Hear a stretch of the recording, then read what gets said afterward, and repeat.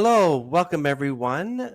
Today or tonight, because it's Thursday evening, October 16th, 2025, 8:04 p.m. And where Kat Thompson is right now, Byron Bay, Australia, it's 11 a.m. Friday Yes, morning. it is. Yeah. So make sure, everyone, that after this you get your lottery numbers, and she's going to tell us what the numbers are. Okay.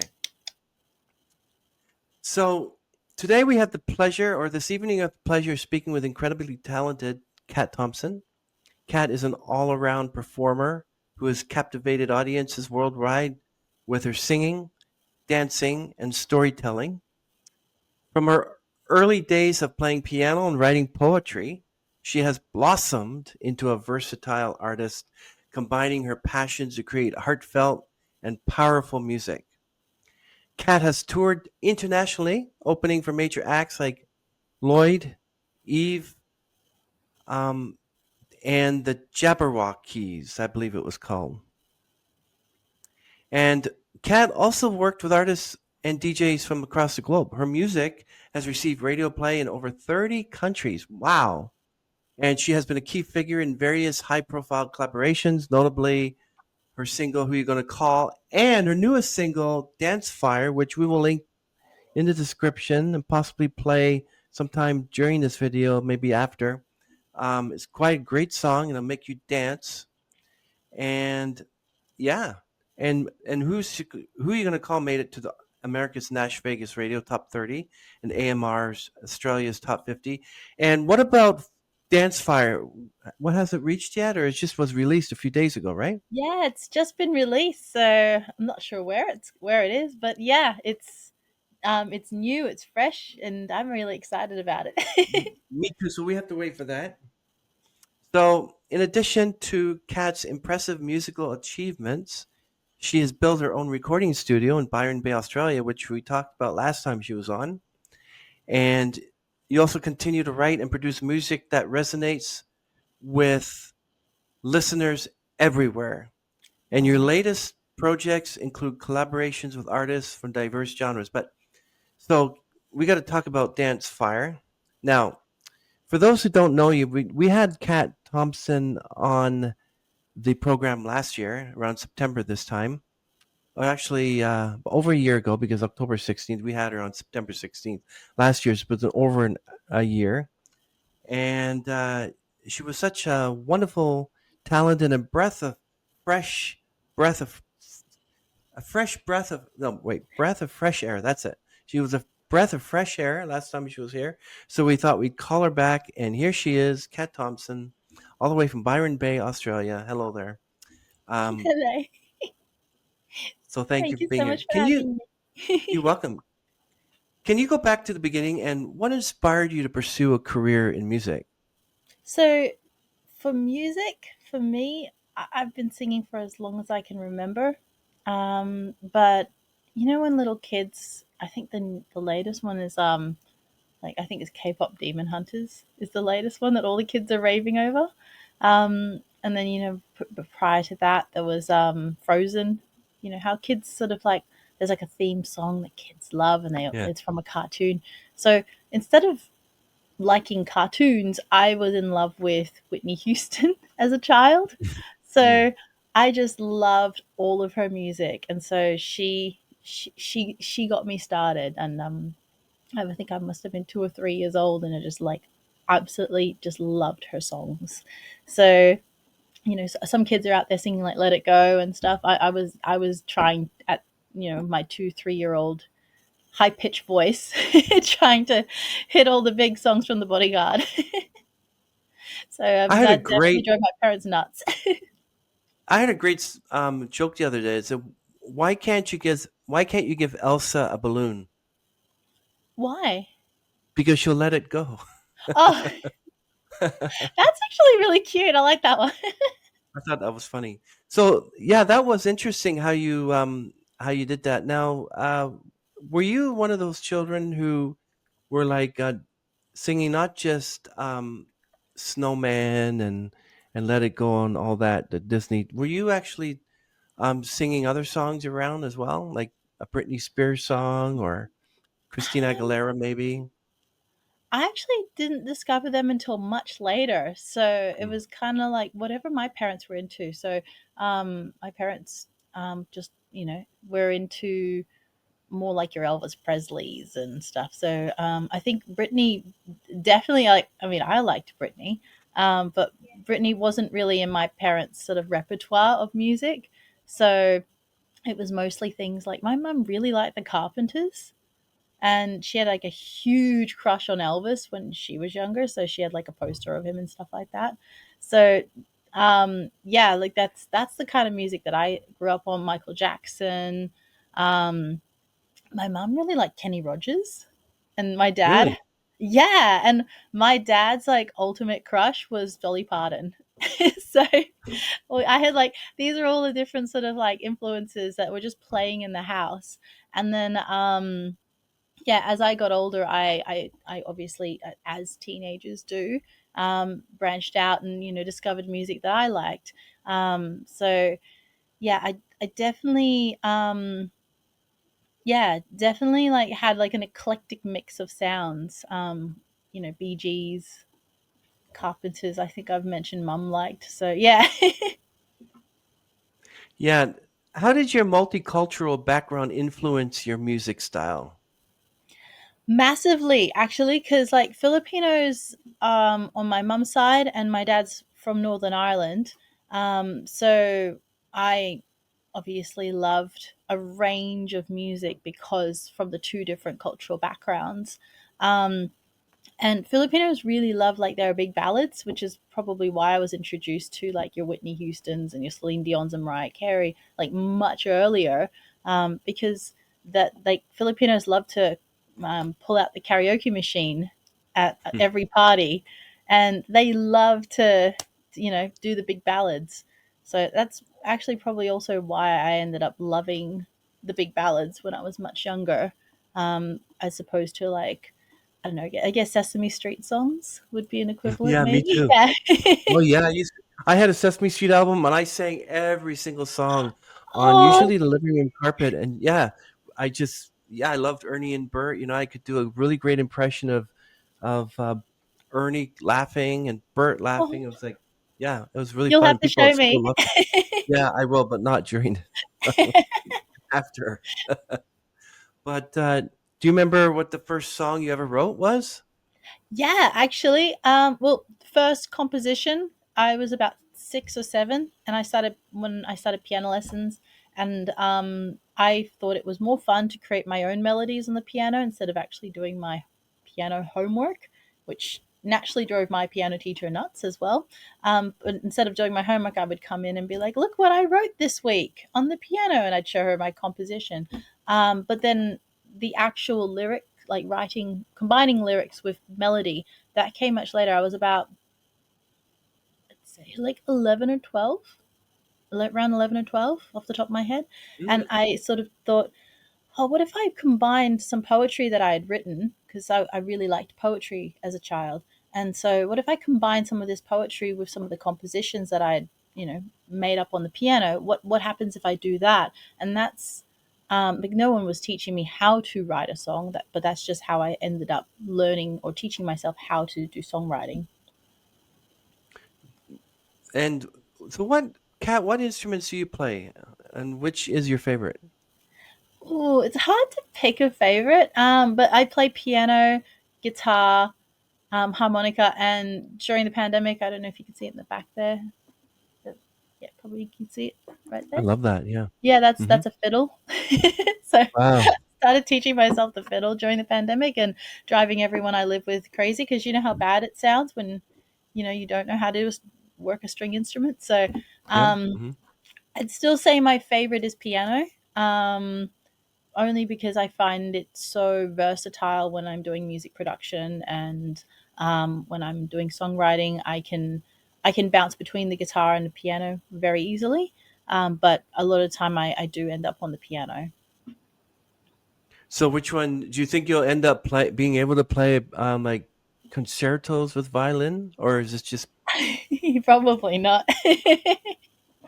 That's just more a throw. I wanted to do something that was like culturally tied more towards my Northern Irish roots. And so, actually, I think it was like a grandfather of mine. I was speaking to a cousin, and she was saying that that I am a grandfather actually played the fiddle, and so I was like, oh well, I wonder what that experience is like. So I'd like to try that musically, and so yeah, I ended up purchasing a fiddle and giving it a go, and yeah, I am terrible at that.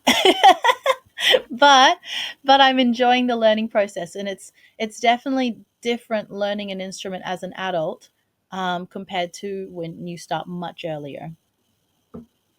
Yep, I've heard a 4-year-old violin player and a piano player, and then I heard a violin player in the 80s, 90s. Like this, you're not too young and not too old. You Yes, just pick it up when you're young because then you can pick it up, right?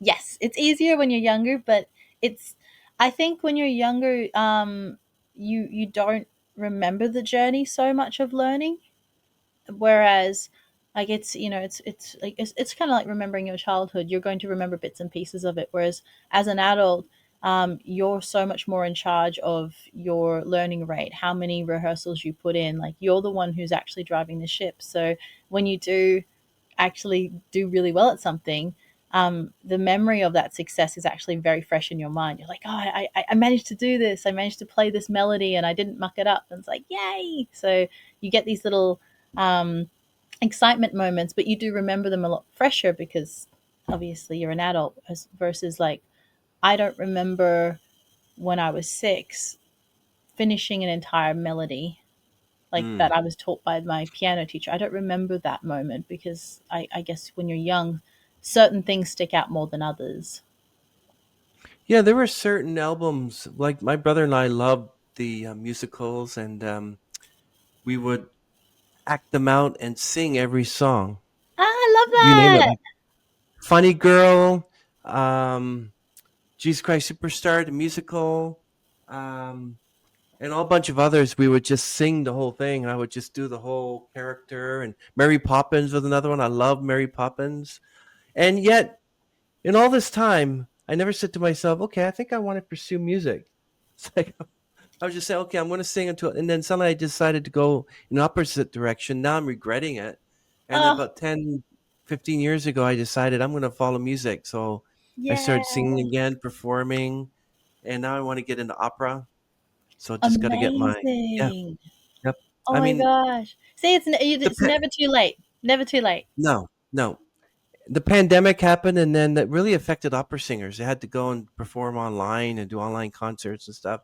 But now, after about 2021, 2022, I know a lot of opera singers, the sopranos, that went and started performing again, and they're busy as ever. Don't let That's anything like the pandemic say you can't do it. It's sort of like, 100%. yeah. So I can't wait to get out there. I can't That's wait. Um, amazing. You'll have to so with you'll have to film it so I can see your first performance doing opera. yes, definitely Yeah. awesome. Yes. With your music, what themes do you often explore in your music? I like to explore sorry, frog in my throat. I like to explore all different themes. So I get inspired by moments that are in my own in my own life, in the lives around me. So friends, family, people that Mhm. I know. Um, I also even get inspired by when I other art. So if I watch a TV show or a movie or I read a book, I get inspired by the stories that I absorb, and I kind of feel like a song or a pop song, for example, or any song actually, when you think about it, is really just a short story. It's a snapshot in time. So if you have speaking about old songs like Green Sleeves, for example, it's a very Mm. very old Yep. song. Mhm. That's a song about a guy who's in love with a girl, and she doesn't give him the time of day, or for that's my Ooh. interpretation. And so, Green Sleeves, you're my delight, my joy, but and he's in love with her. So this is a snapshot in time of how he feels about this woman, and we go through that, and I think there's a song for every moment. So when you're having your heart broken, or you're feeling really sad, and a song comes on, it captures that moment for you. It explains or and describes how you're feeling without you having to say it sometimes, which is magical. So I get inspired by all these different things, and so if something really like um, captures my heart. I think about something, or um, I see a story. I go, oh, that's beautiful, or that's heartbreaking, or that's really cool. I like that. Then I go into the studio and I feel inspired to write about it. Yeah, usually a lot of music is written through the recesses of the heart, and Yeah, a lot of emotion, and especially when your heart's broken from someone who has left you or passed yeah, away, and it's just it gives you a song right there. Although it's like, why wasn't the song there in the first place? But it was there after someone had passed or something, and basically it ends up being the most powerful song. You know? 100%. I think that's the thing. Yeah. Like we talk about all this like advent of AI and stuff like that, but the big thing is music and art is human expression. It comes from a place that we're, as a human being, sitting down talking about it just doesn't cut it. You need to pour that into art to then either heal or express joy, or all these beautiful things that make us human. And so it's a capture of a moment of humanity. That's what I see art as. Yeah, I believe that's exactly the way it is. I know that you're a producer, so how do you balance being a singer songwriter and producer at the same time? It's actually one of those things where like you just take off one hat and you put the other one on. Oh, So, um, and depending on like what the project is. So like when I was working with other collaborators, we would all like discuss what skill sets we have, and it's kind of like coming to the drawing board and you're like, okay, what can you add to this project? Oh, you've got a great voice. Oh, you're a great rapper. Okay, are you good at lyrics? Oh, I could do production. Oh, I can add a guitar riff. I could do this. And so we all like come together and discuss what we can bring to the table. And um, the most important thing is the song. So you leave ego aside. People go, "Oh no, I'm the best at this." It's like, no, no, no, no. What does the song need? And you all come together and you're making something beautiful together. So sometimes I will do production. I'll put that hat on, and other times there's someone else who has a unique take on production. So I'm like, "Oh, well, you do the production." And I'll do the top melody, or I'll do the lyrics, and so we all just work together. Whereas when it's just myself, I have to wear all the hats. So then I'll do it in stages. So I'll work on the songwriting. Sometimes I'm actually doing production while I'm songwriting at the same time, because it's the creative juices are just flowing. I'll give you one. Oh, thank you. I want to ask you about your newest single, Dance Fire. I would like to ask you, can you describe the song process for this one? Yeah, so with that one, I actually collaborated with an amazing music producer called JC, who's based in Australia. I'm very blessed to have worked with him because he's very well respected in the Australian music industry. He's worked with some of our top artists like your Guy Sebastians and Shannon Knoll, etc. He does songs for like Disney, and he's really great at what he does. And so I'm very honored to have worked with him. And we sometimes I already have a song that I've written, and then I go into the studio and then we'll build on that. But we wanted to like just walk into the studio and vibe and just create. And so we walked in blank slate. We booked the studio, we walked in, we had no idea what we were going to create.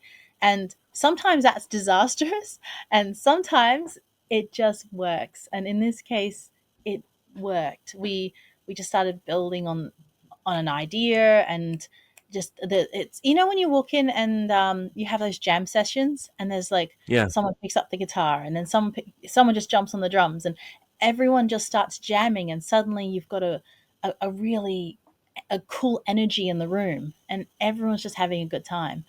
That's what it was like when we were creating Dance Vibe, because we just started jamming, and it just happened, which is for me one of the nicest ways to create music, because it's just such a good feeling in the room.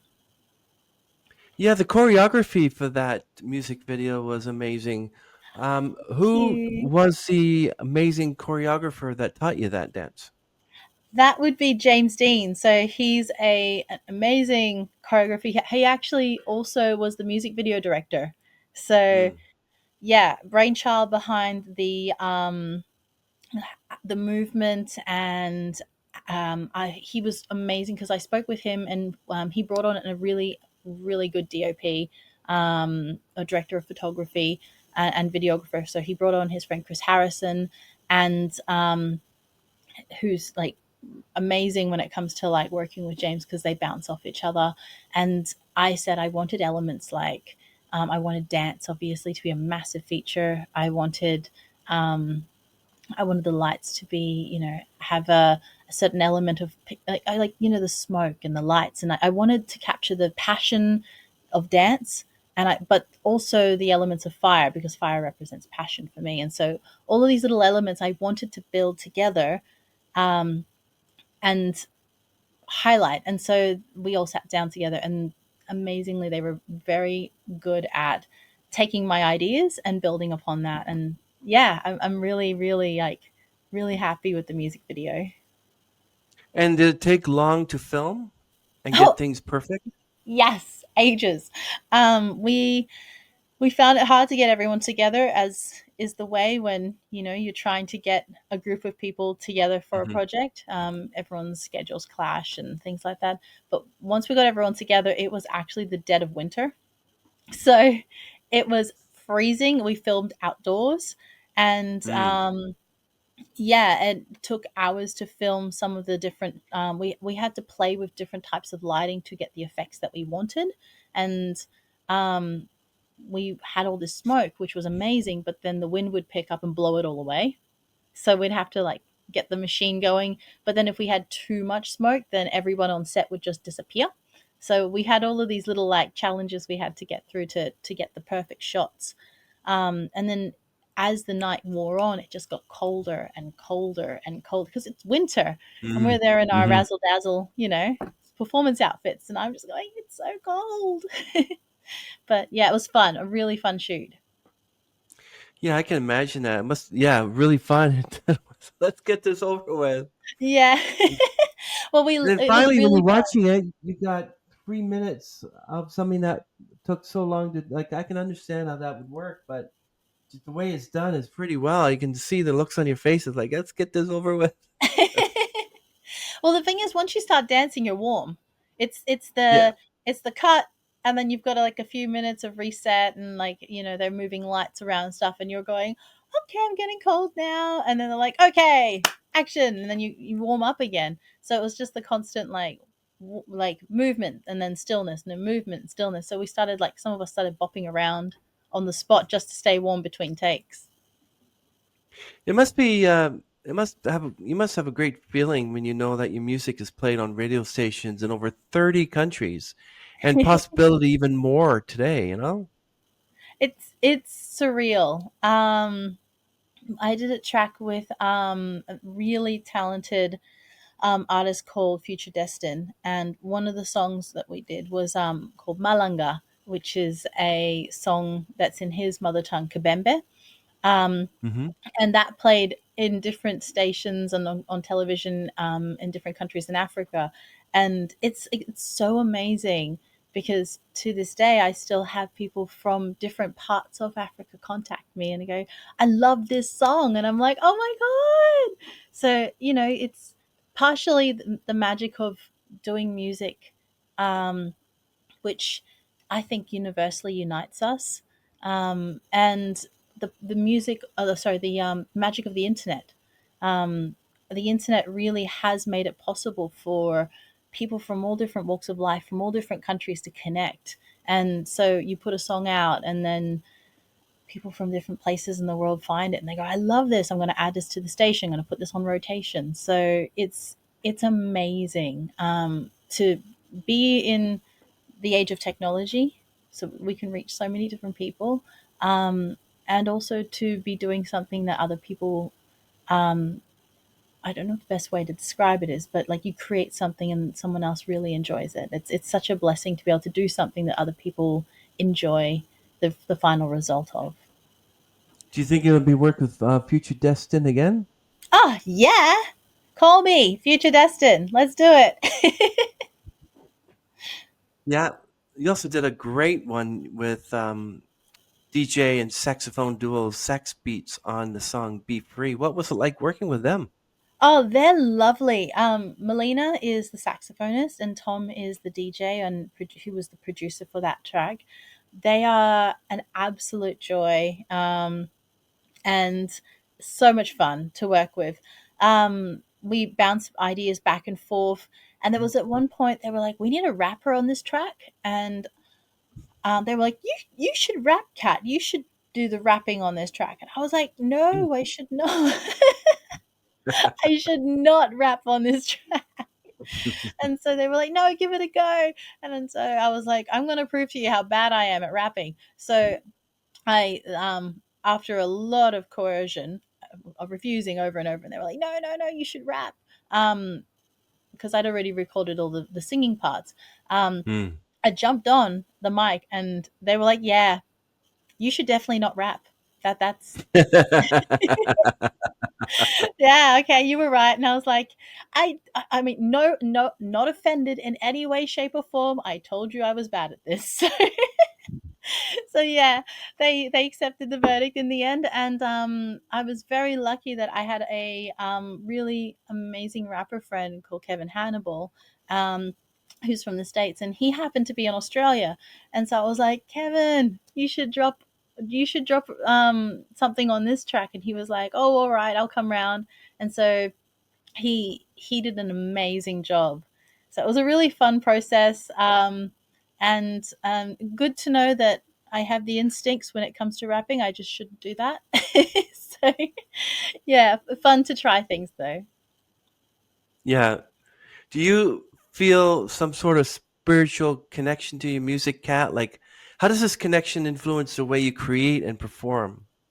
100%. I think as humans, we tap into each other's energies. We tap into different mediums. We feel things, and I sometimes feel like I'm not the one who's actually creating the music. The music comes to me, and I'm just very blessed to be that person to tell that story or to write that song or to connect with that sound at the time.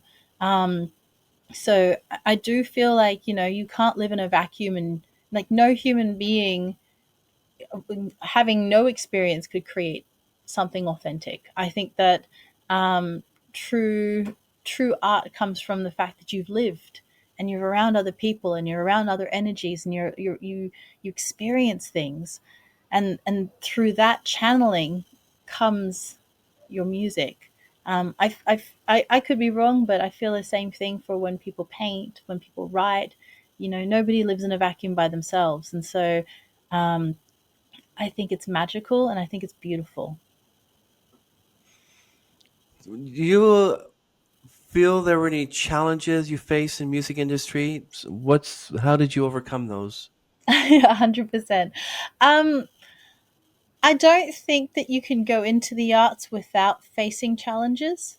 Um, it's the music business, and I think as an artist, we get into the arts because we love what we do. We love creating. We love performing, but we spend so much time perfecting our skills in that. So whether it's dance, singing, you know, if you're into painting or different mediums, we you have to spend the time. Practice makes perfect, as they say. But one of the things that we often forget is that while we spend our time being really good at what we do or trying to improve what we do, you're always in a growing process. We forget that this is also an industry, a business. And so one of the challenges I had to face was learning that I had to learn the music business. I had to learn how the industry works, so that I could get my music out to people. And I couldn't just create in a vacuum because you can't sustain that. So one big challenge was actually understanding and learning, and it took me a long time, and I'm still learning how this industry works. It's a constant growing thing. The industry is also changing. You probably know from watching how we went from, you know, there's all the different leaps of technology. Obviously, there was a period where people were on disc or not disc. Um, Vinyl, yeah, vinyl. 45s. Yes. Yeah, Yeah. yeah. And so the industry is constantly changing. Then we went through obviously the download era, where there was Napster and all that sort of jazz, Hmm. and now we've gone into Exactly. streaming. So you can't stop learning. You have to keep learning, otherwise you get left behind.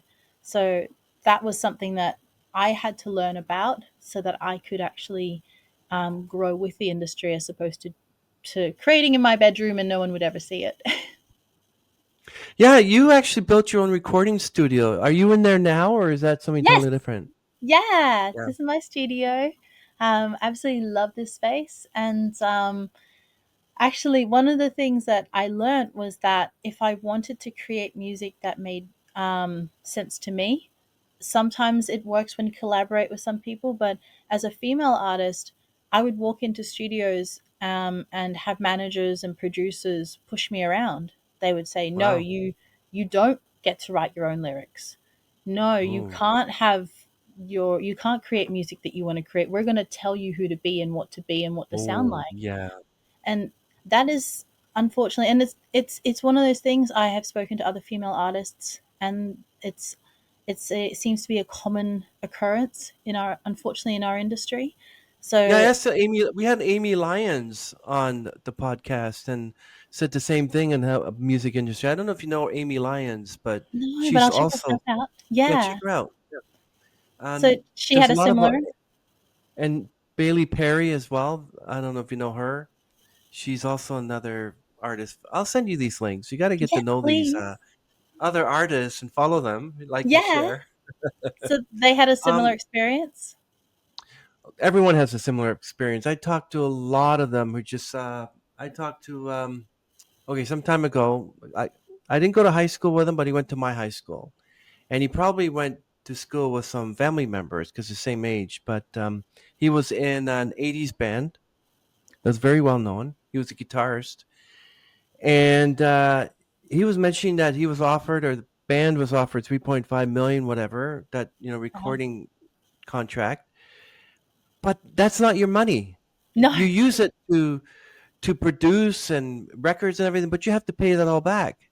It was Yep. just It's a big ridiculous what he loan. told me. I was just like, you don't. It's not your money. That you just lent that money, and then you have to pay it all back, and all the things they had to go through and everything. Oh my goodness. Mm-hmm.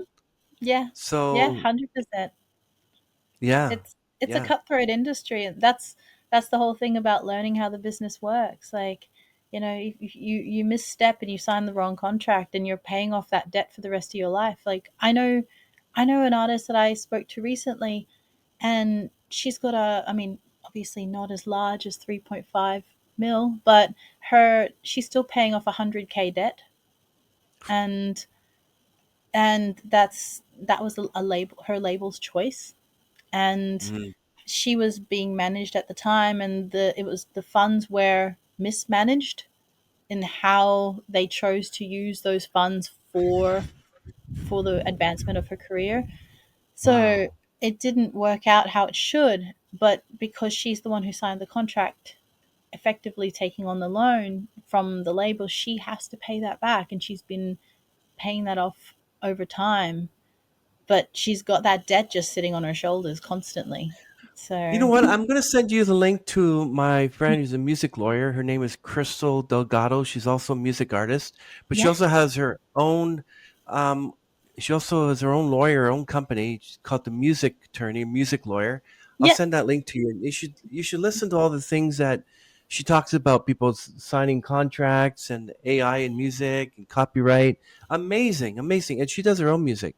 So I'll send you those that'd be links later. amazing. Yeah, I that'd be think great. I'll check it out because you never stop learning. So if there's any resources to learn more, I'm down for Oh it. yeah, I'll send you a whole load of links. Check them out and follow Thank them and maybe you. contact her because she's got some really, really good answers. Um, But Brilliant. Kat, have you ever struggled with any mental health issues? Like, how have you managed them? Oh, I think we all have to different degrees, especially over the last few years. I don't think any of us have been unscathed.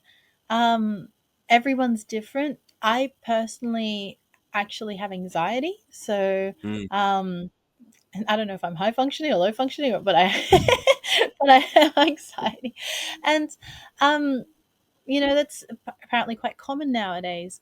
And for me, the biggest thing I find is like that helps me is getting out into nature and going for a walk and um, clearing my head. And sometimes it takes a long walk to do that. Um, hmm but yeah, I find that, being outside really helps. And especially on a day and age where we're all looking at screens and we're it's the now, now, now. Everybody wants a response right now. We send an email, everyone's expecting the response straight hmm away.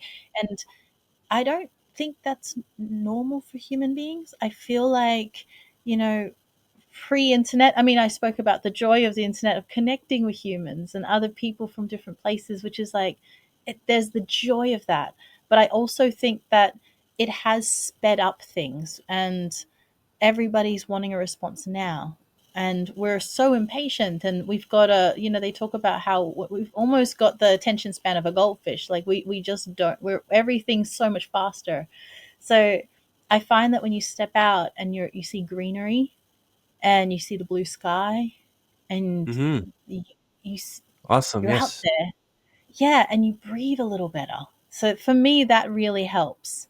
Um, that's what I find works for me. I know everyone's different, but just being outside really makes a big difference for me. Can you share a moment, Kat, in your life and music was your only solace? Like, how did it help you navigate through that difficult time?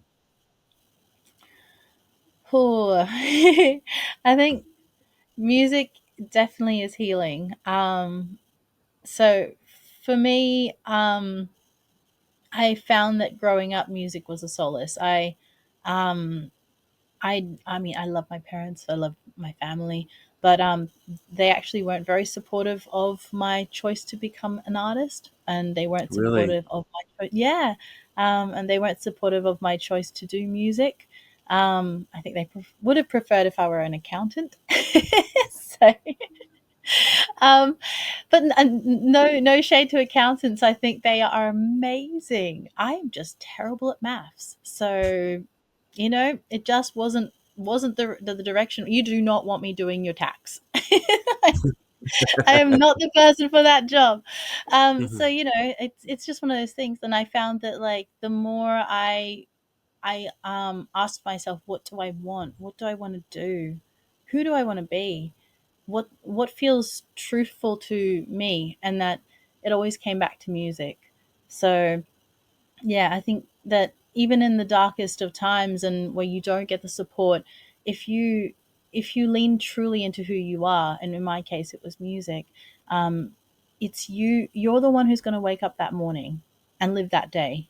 You're the one who hmm has to you're the one who has to live your life. And no matter how many other people tell you, no, you shouldn't do this or you shouldn't do that, and they try to push you into career paths that don't feel right for you, remember that you are only on this planet for a very short period of time. And if you're lucky, you're one of the few that makes it, right to 100. But every single day, you're the one who has to live that day. And if you're miserable doing a job that you hate, are you living the life that you were meant to live? And so for me, I leaned deeper into something that I loved, despite the lack of support. And it really, the music itself is what kept me going. Yeah. Have you ever had any harsh criticism? Like, has there ever been a critique that deeply affected you, like emotionally or spiritually? I think as human beings, we can't, you know, receive criticism and be completely, we're not walking shields. So um I mean, you hear criticism from people, you hear criticism online. Someone's going to hate your music or like hate your face. So um yeah, I do feel that, like, and I'm even during this release, I've had some people say negative things, and they do every single time you release art, and every time you release something into the world, everyone's going to have an opinion, and some people are going to love it. They're going to, and that's who you make it for. And then you've got people who are going to absolutely hate it, and that's okay, because there's another artist out there creating music Hmm. that that's for them. Um, so for me, I just try to remember that human beings have preferences, and it's okay for people to dislike things, and to try not to take things personally.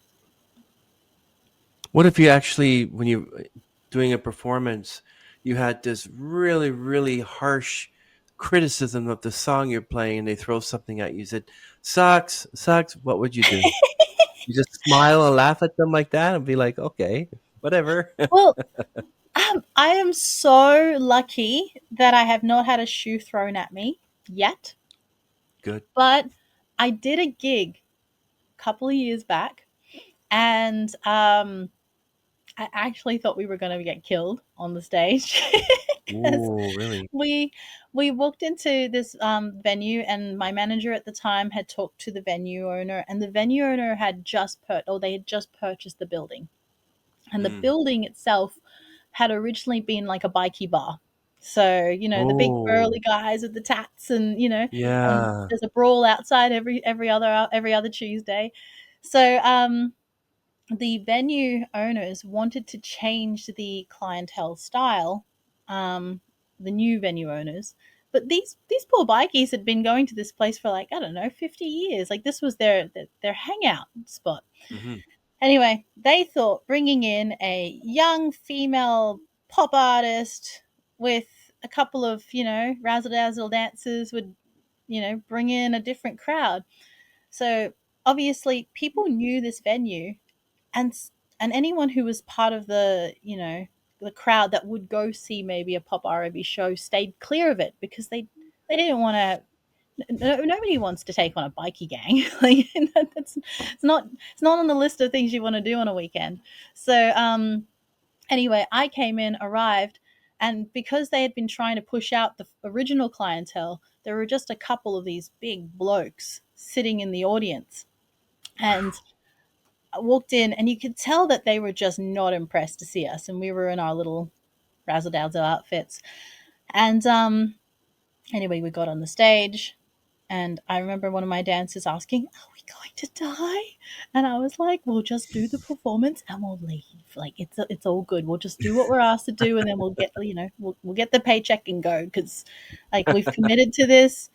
And Yeah. anyway, the venue owner was so happy to see us. He was like, "Thank you so much for coming," and we were like, "Yeah, it's all good. Is there somewhere safe for us to hang out before we get on stage?"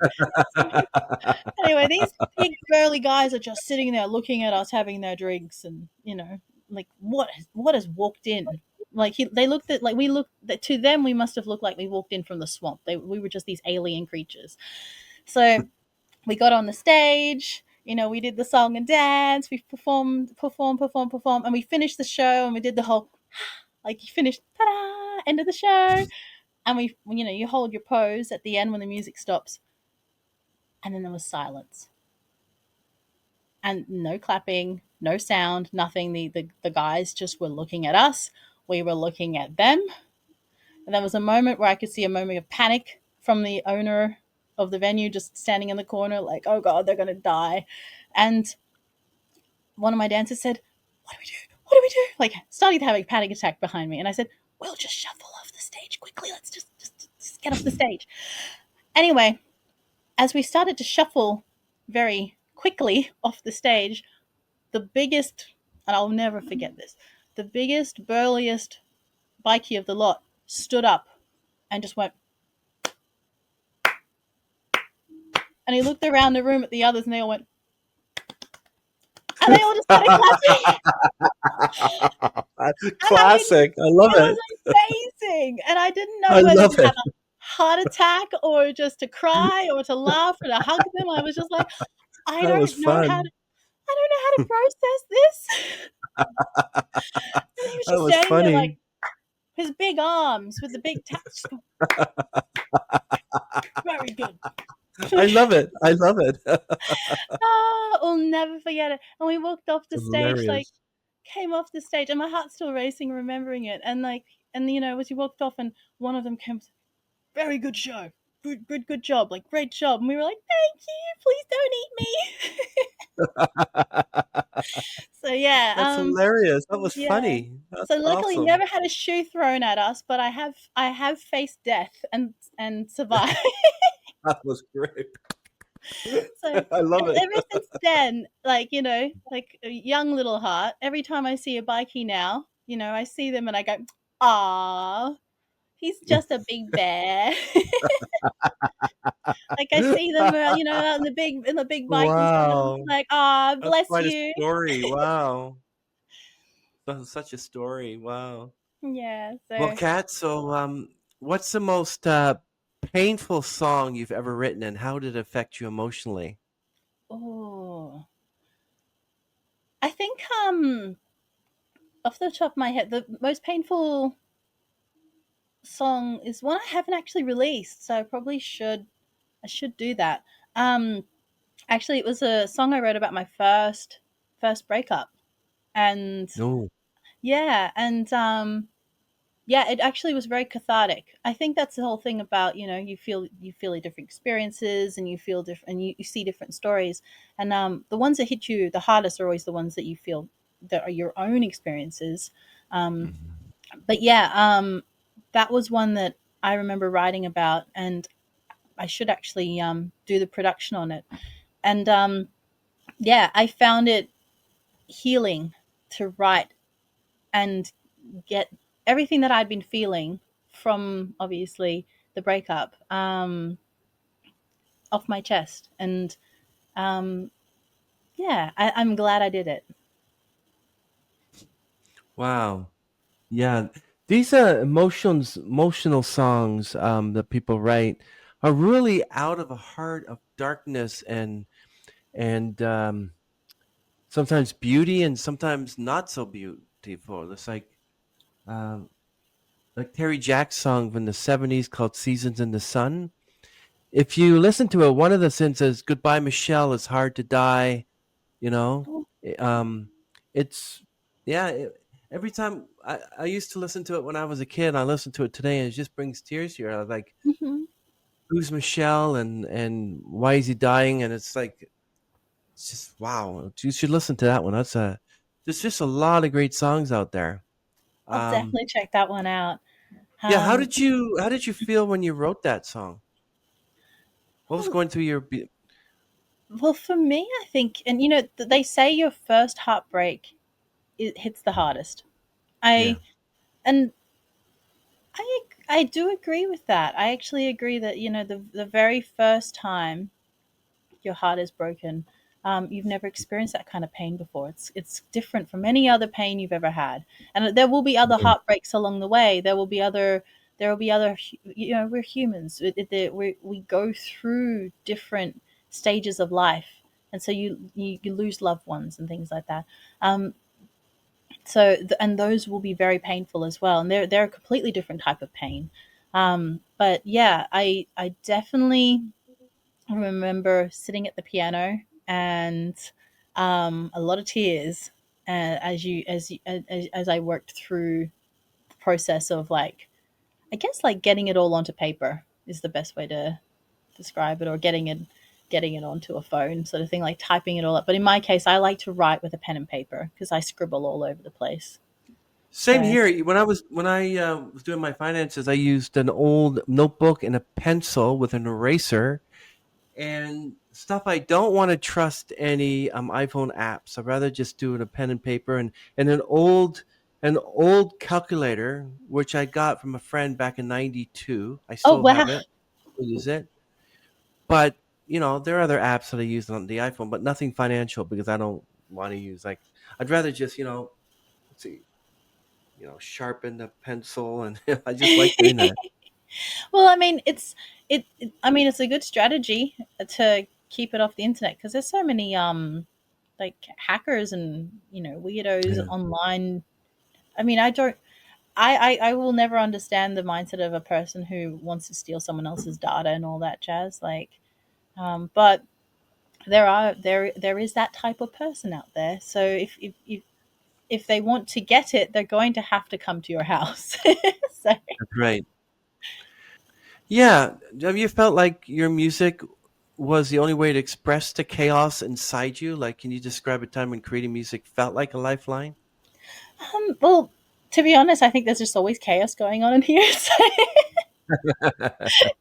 it's just always something like I think that I don't know if that's like normal for creators, but my mind is always like wee. So I don't mind the chaos. And I actually create better a little bit in chaos. Hmm. Um, a little bit like the Big Bang in a way. Everything's all over the place, and then from there I can go. I can pick a bit of this and pick a bit of that, and oh, that would look nice with this, and I put it all together. So I don't mind the chaos, but um, I I do think that for some people, being very structured and organized helps. And so when I work with different creative types who are more structured, I do my very best to work in so that we don't clash and I don't stress them out.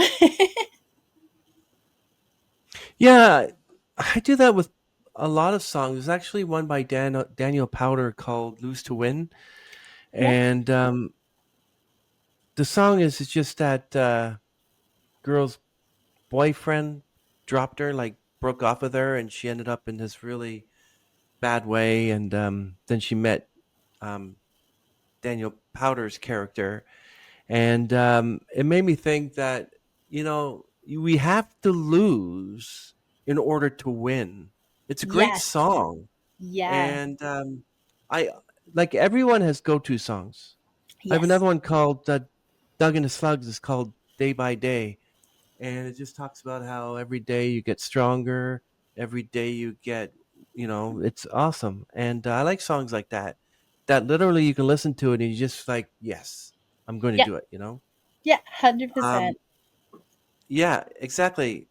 Do you Kat? How do you stay motivated, and inspired to create new music? I know that there's some points where you're so tired and you're like, I'm not going to do it today, and walk out of the recording studio and have a sandwich or something.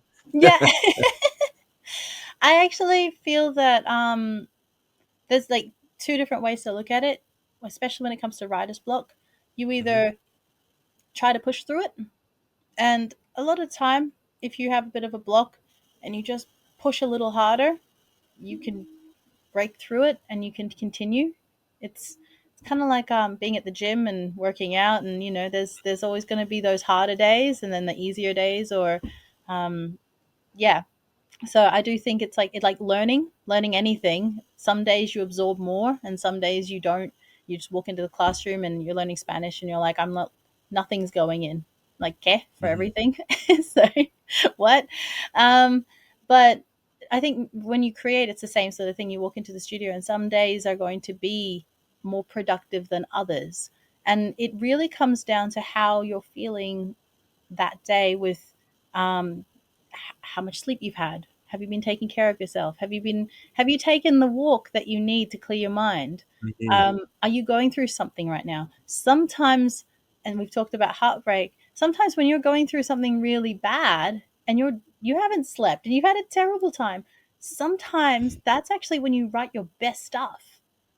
And Hmm. then sometimes when you're happy and you're out, you think, "Oh, I'm in a really good headspace." You're too busy living, and you're not in the headspace to create stuff. So you never know when the creative juices are going to happen, or what's going to trigger that thought process. So when I walk in and I get a writer's block, I just try to push through it, and then if it's not working, I go, "Okay, I'm there's a block here. Maybe I'll just go for a walk, or maybe I'll go get a cup of tea."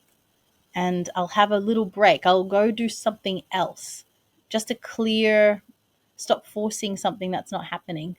And then I find that once I do, that helps me.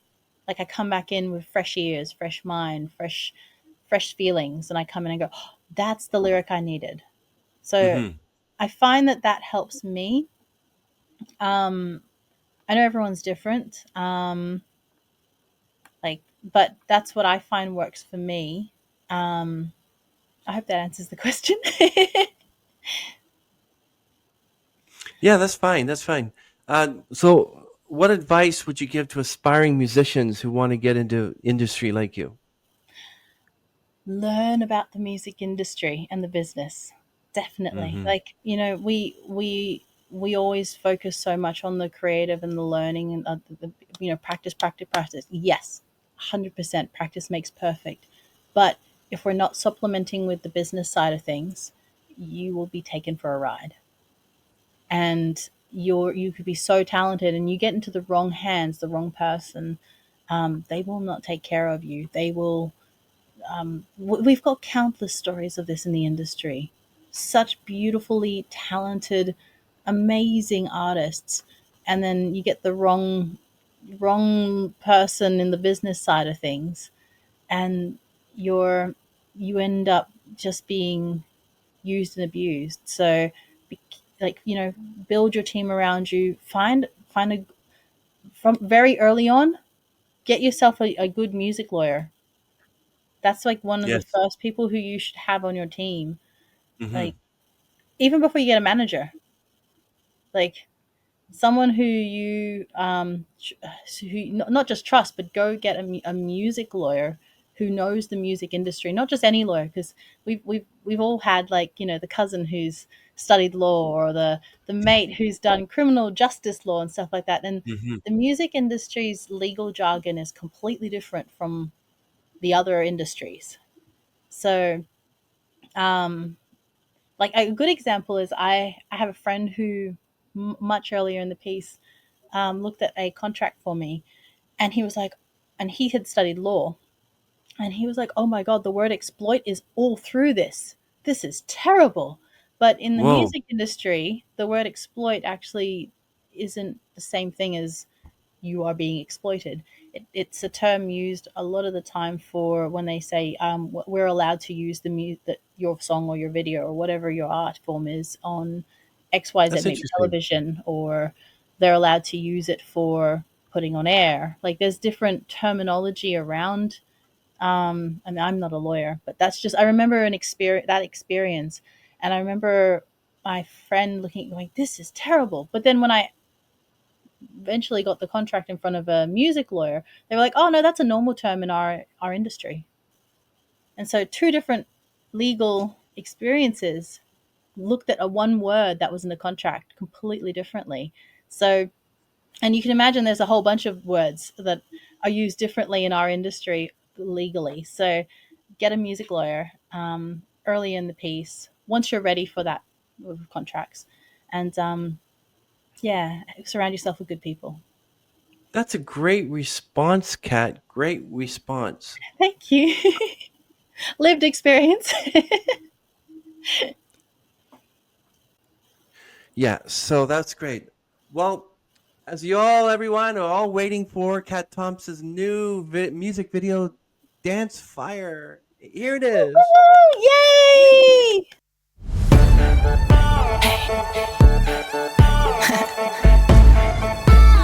Let's go. While you're standing on the wall, baby, come and dance with me. It's time to get physical. Let's see you move your feet. Take your body into overdrive as you're moving close to me. You keep saying that you got the swag. Well, it's time to bring the heat. And if you want it, you got it. But you gotta bring the heat to the floor. Now give me some more. You say you want it, you got it. Take my hand and baby, let us explore. I like it, I'm yours. Can you give me that dance? Can you give me that fire? Can you give me that dance? Can you give me that fire? Are you ready? As the rhythm hits the floor, put your hands around my waist. I feel your heartbeat faster now, it's sinking with the bass. Come on closer, don't be shy, we ain't got time to waste. Keep saying you want me bad, well now's the time and place. And if you want it, you got it. But you gotta bring the heat to the floor. Now give me some more. You say you want it, you